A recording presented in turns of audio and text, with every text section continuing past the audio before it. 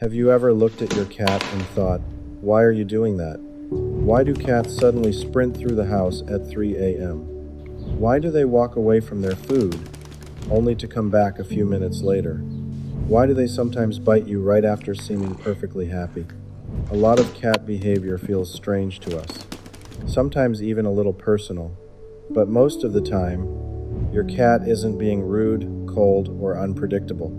They're simply responding to the world the way cats were designed to. And once you understand the logic behind these behaviors, your cat starts making a lot more sense. Tonight, we're looking at 5 cat behaviors humans misunderstand all the time. It usually starts the same way. You're asleep. The apartment is completely quiet. And suddenly, your cat explodes through the hallway like a tiny furry tornado. For a lot of owners, this feels completely random. But for cats, it actually makes perfect sense. Cats are naturally most active during the early morning and evening hours. This behavior comes from their wild ancestors, who hunted most successfully during low light. Even indoor cats still carry those instincts. So when your cat suddenly races across the room at 3 a.m., they're usually not crazy.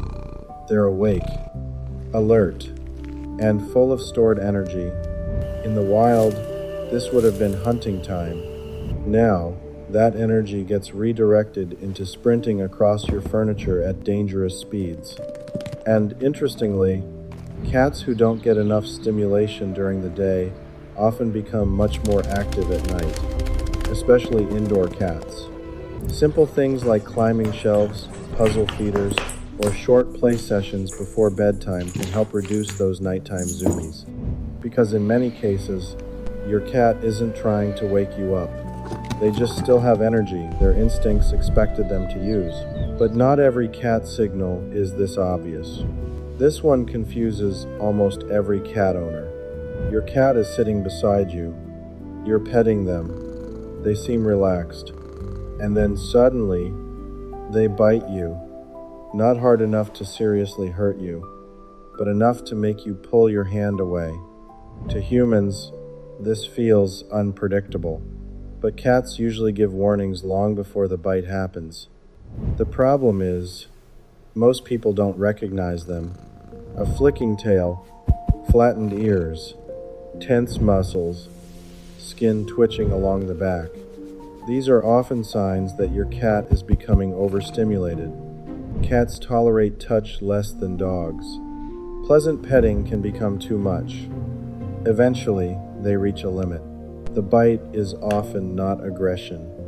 It's communication. Simple things like shorter petting sessions, watching the tail and ears, and stopping before tension builds can reduce those sudden bites. Ironically, the more you respect those boundaries, the more trust your cat usually develops over time.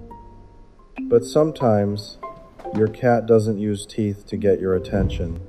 At some point, almost every cat owner hears the same sound.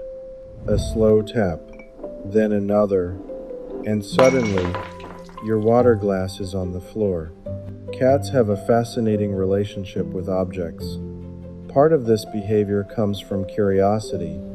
Cats learn about the world by touching, testing, and observing movement. In nature, a small moving object could be prey. So when a cat bats at your keys, glasses, or pens, they're often exploring cause and effect. What happens if this moves? Some cats also learn something very important. Pushing objects gets your attention immediately. And for intelligent animals, behaviors that create strong reactions often become entertaining, especially if the cat is bored. This is one reason enrichment matters so much for indoor cats. Interactive toys, climbing spaces, rotating activities, and simple things like moving fragile items away, offering safe objects to bat, and giving your cat a short play session before quiet hours can reduce this behavior. It also helps to keep your reaction calm, because if every falling glass creates a big response, your cat may learn that the sound works. A mentally engaged cat is usually far less interested in knocking your coffee mug onto the hardwood floor at 2 inches the morning. Usually, but sometimes your cat hears you and still chooses silence. You call your cat's name. Nothing, not even an ear flick. Then someone else sits down, barely looks at the cat, and somehow your cat walks right over. It feels personal, but your cat is not being Why is rude. the cat ignoring me? It probably heard No you. idea. Cats can recognize familiar voices. They just don't always respond because cats are not built for automatic obedience. They are built to assess. Is this person calm? Are they safe? Will they stare, grab, chase, or pick me up? Fast movement, loud voices, and direct eye contact can feel intense to a cat. How do you make a cat come closer? The answer is not more attention. It is quiet consistency. First, let your scent become familiar. Leave a worn shirt near their favorite place. Then, become the person who brings good things. Feed them at the same time each day. Offer one small treat, then give space. Next, share the things they enjoy. Play for 10 calm minutes and let them catch the toy. When they rest, sit nearby without staring or touching. And when they finally come to you, respond gently, because with cats, trust grows from safety, repeated again and again, and mealtime can be confusing too. Your cat cries like it is starving. You fill the bowl, it takes a few bites, then walks away. To us, that feels strange, but to a cat, it can make sense. Cats are built for small, repeated meals. In the wild, one meal was often one small prey animal. So pausing, looking around, and returning later can be normal. But smell also matters.